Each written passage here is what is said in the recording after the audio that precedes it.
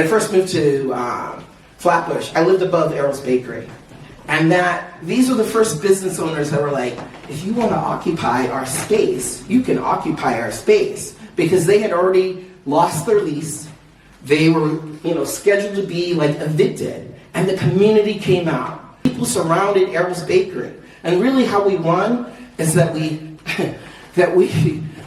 just told people in the neighborhood to call. Like, okay, you are a pastor, and you are a lawyer, you're a social worker, whatever, make up something. We all called the landlord and said, the community wants to meet with you. The community wants to meet with you.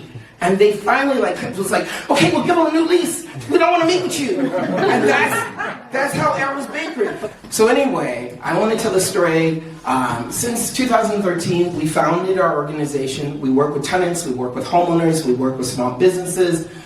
We've saved sites on the Underground Railroad. That's kind of our thing. Fight gentrification, displacement, and police violence in Brooklyn.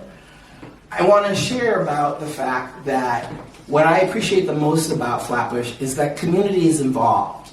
The cops stop someone, and I can say, cameras up, and people surround the cop car.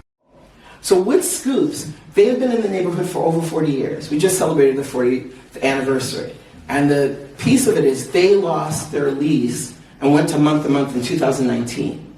EFRF heard about it through other folks in the community that started a petition.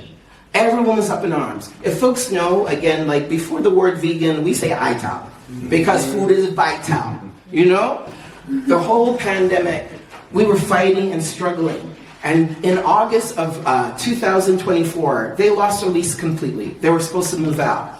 But what happened? A small group of community members went and stormed their landlord's office with a tuba, a drum, and some other things. We stormed their office. Joe Torres from, NBC, was with us and filmed the whole thing. Go see it, it's beautiful. But we stormed their office.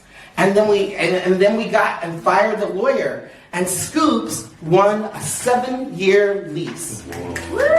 I want to say over 3,000 people in the neighborhood and across the country signed a petition. People came out, people held flags, people did all kinds of things. And I just think this for me is the epitome of Flatbush. This is the epitome of Brooklyn.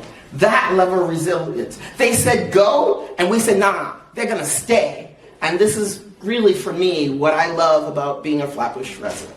Thanks. Love that.